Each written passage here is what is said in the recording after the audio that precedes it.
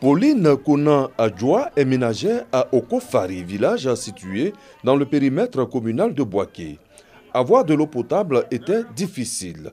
La réparation des pompes du village va changer beaucoup de choses. Quand la pompe était en panne, on se lève à 3h, à 4h du matin pour aller chercher de l'eau au marigot. La pompe a été réparée, donc c'est à 5h, nous allons chercher de l'eau à la pompe. L'eau est importante pour la famille. Le programme social du gouvernement est en marche. Le volet réparation de 21 000 pompes à motricité humaine dans tout le pays est lancé. Dans la région de Gbeke, 1250 pompes à motricité humaine seront remises en état. Je vous invite, chers parents, chers frères et sœurs, à vous impliquer pour la réussite de ce projet afin que nos villages demeurent approvisionnés en eau potable de qualité en tout temps et en tout lieu. Dans le handball, 619 pompes sont concernées. C'est Touro qui a été choisi pour le lancement de cette activité très attendue par la population. La cérémonie qui nous réunit ce matin s'inscrit dans la vision du président de la République, son Excellence M. Alassane Ouattara, qui a pris l'engagement lors de son message à la nation du 31 décembre 2018 d'instaurer le programme pour que les populations ressentent davantage dans leur quotidien les efforts du gouvernement à leur endroit. Plusieurs activités vont accompagner la mise en service de ces pompes à motricité humaine. La mise sur pied de comités de gestion de points d'eau, la sensibilisation des villageois sur le transport, le stockage et l'utilisation de l'eau potable.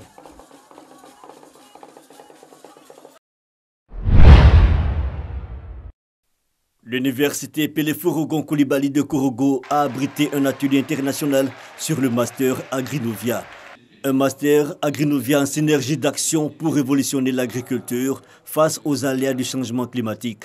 Objectif, renforcer les capacités des étudiants, des enseignants, des partenaires au développement du milieu rural, des ONG et des structures étatiques en charge de la recherche pour le développement rural des pays de l'Union économique et monétaire ouest-africaine, UEMOA.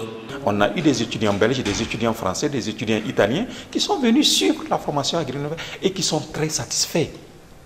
Donc je pense que ça, c'est un partenariat gagnant-gagnant, c'est un partenariat qu'il faut faire perdurer. Pour nous, c'est enrichissant d'avoir des contacts avec Agrinovia et tous les autres collègues de l'Afrique de l'Ouest. Agrinovia Enseignement Supérieur est à sa 7e édition. Le Burkina Faso, le Niger et l'Italie sont les pays participants. Agrinovia a enregistré la soutenance d'un Master 2 par l'Ivoirienne Tokouré Liliane, étudiante à l'université Ouaga 1 au Burkina Faso. C'est un master assez enrichissant dans la mesure où il nous donne une autre vision de l'accompagnement des producteurs.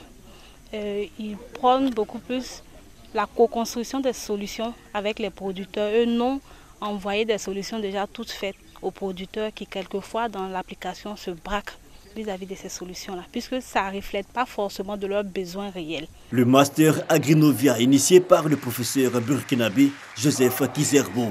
8 ans après sa mise en œuvre, cet enseignement se présente comme une solution irréversible pour révolutionner le développement rural dans l'espace UEMOA.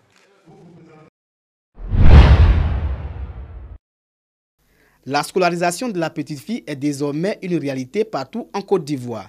De 30% en 2011, le taux de scolarisation de la petite fille est passé à plus de 90% en 2018. Des données du ministère de l'Éducation nationale. Cependant, le maintien de ces filles à l'école rencontre de nombreuses difficultés. Pour maintenir ces filles à l'école, des ONG mènent des actions sur le terrain. À Niakara, le Centre féminin pour la démocratie et les droits de l'homme en Côte d'Ivoire fait du maintien des filles à l'école son cheval de bataille. Les parents ont compris l'importance de mettre la petite fille autant que le petit garçon à l'école, mais le problème qui se pose, c'est le maintien de ces petites filles dans le cursus scolaire. Et on se rend compte que même si elles sont meilleures dans le primaire, quand on arrive au secondaire, les filles quittent l'école pour diverses raisons. Et nous, au CEFSI, ce que nous avons entrepris, c'est d'encourager ces filles-là. Les meilleurs élèves du lycée de Niakara ont vu leurs efforts de cette année scolaire récompensés. Leur porte-parole salue l'action de l'ONG Donatrice. En effet, en plus des filles suivies par l'ONG CEFSI depuis l'année scolaire 2017-2018, vous ouvrez vos bras à tous les élèves du lycée municipal HKB de Niakara, précisément les meilleurs élèves. Le proviseur du lycée a quant à lui invité les parents d'élèves à suivre l'évolution des études de leurs enfants. Cette journée de l'excellence est à sa première édition. Sur les 44 élèves primés, les jeunes filles se sont illustrées par leur abnégation au travail. Le Centre féminin pour la démocratie et les droits de l'homme en Côte d'Ivoire s'est donné pour mission de promouvoir les droits de la femme.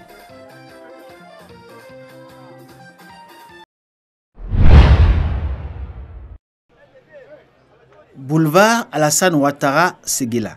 Scène inhabituelle. Une vente de noix de cajou s'effectue en ce lieu, en présence du préfet de la région du Ourodougou.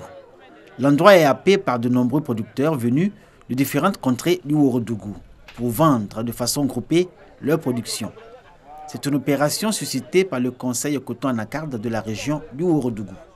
J'achète la noix de cajou à 375, conformément aux directives données par le conseil coton anacarde. Le prix gouvernemental est respecté à Séguéla. Il y a un contrat entre la Côte d'Ivoire et un autre pays pour 200 000 tonnes. Donc, chers parents producteurs, ne bazardez plus vos produits. Allez-y dans les champs, allez-y ramasser, mais faites bon la qualité. Aujourd'hui, dans la région du Ourodougou, le kilogramme de noix de cajou est vendu et acheté à 375 francs CFA. Instruction donnée par le comité de veille dirigé par le préfet Benjamin Effouli. Parmi les producteurs présents, d'autres ont laissé entendre qu'une opération similaire avait été menée à Gbetogo, village situé à 52 km de Séguéla. Un acheteur venu de Daloa et agréé par le conseil coton anacarde a pu acheter au comptant 60 tonnes de noix de cajou au prix homologué à 375 francs CFA. Les producteurs de Séguéla peuvent aujourd'hui pousser un ouf de soulagement. Si vous vendez normalement et qu'un acheteur vient vous doubler, alors nous avons la possibilité de le poursuivre et de le contraindre à vous payer la différence. L'État a l'obligation de vous protéger pour que vous ne soyez pas dupés par les acheteurs malveillants. C'est à vous de nous aider à lutter contre cela et les années prochaines à les sortir même de la liste des acheteurs de notre circonscription. Le délégué régional du conseil coton anacarde du Ourodougou rassure les producteurs de cette région que leurs productions seront totalement enlevées par les acheteurs au prix de 375 francs CFA. L'acte s'inscrit dans le cadre d'un accord de partenariat conclu avec une firme vietnamienne à l'initiative du gouvernement.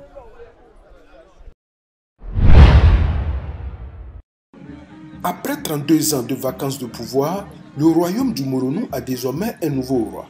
Nana Eora Tewa, intronisé ce jour dans son village à Kinimokro, marque ainsi la restauration du royaume et vient aussi sceller l'union entre les fils et filles de la région du Moronou. Nous sommes restés un peu endormis après le premier roi Nana Dengikmany, qui est décédé en 1780. Et de 1780, il a fallu attendre 1944 pour installer un autre roi qui n'a pas pu totalement régner. Et lui, il est décédé en 1954. On a installé un troisième qui n'a pas pu régner. Et nous avons attendu son décès depuis 1987. Et aujourd'hui, nous venons de restaurer le royaume. Il faut dire que nous sommes tous entièrement contents, satisfaits. Porté en triomphe dans son palanquin pour saluer son peuple, le nouveau roi du Moronou a mobilisé des milliers de personnes venues lui traduire leur reconnaissance et l'assurer de leur plein soutien pour la réussite de sa mission. Parrain de cette cérémonie d'intronisation, l'inspecteur général d'État Théophile Awandoli n'a pas manqué d'exprimer sa satisfaction pour cette cérémonie qui est l'aboutissement d'un long processus. Ça fait presque 10 ans. Je voulais préciser que ce n'est pas une nouvelle création. La chaise royale du Moronou existe et a toujours existé, mais c'est vacant depuis un certain temps, depuis d'ailleurs des dizaines et des dizaines d'années. Et aujourd'hui, ils ont trouvé la personne idoine pour s'asseoir sur cette chaise. Donc nous avons officiellement maintenant un roi dans le Moronou. Pour cette cérémonie d'intronisation du roi du Moronou, plusieurs délégations des royaumes Abron, de l'Indénié et du Guablin, ainsi que du royaume Baoulé ont effectué le déplacement. Au nom donc de la famille royale, le professeur Martin Bleou a exprimé sa reconnaissance aux populations pour avoir répondu massivement à leur invitation. Merci, Majesté. Merci à vous tous pour avoir œuvré à la restauration du royaume du Moronou et partant à redonner vie au trône le plus ancien. La cérémonie d'intronisation terminée, la prochaine étape est celle de l'investiture prévue le mois à venir.